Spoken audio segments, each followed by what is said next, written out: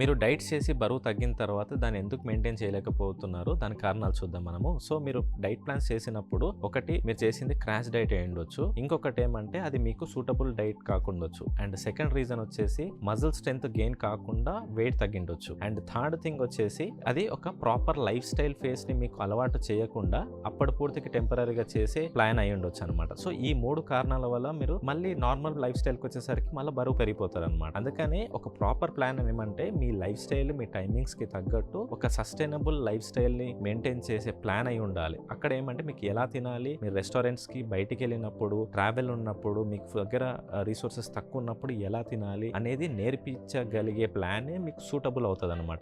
ఇలాంటి ప్లాన్ మీరు చేయలేదు కాబట్టి అందుకనే బరువు తగ్గుతారు, మళ్ళీ విపరీతంగా పెరిగిపోతారు అనమాట. So these are the reasons why you are gaining weight even after doing the diet అనమాట. సో మీరు హెల్దీగా వెయిట్ లాస్ అవ్వాలనుకుంటే కామెంట్ చేయండి ఆర్ డిఎం చేయండి. That's it from my end. Thank you very much.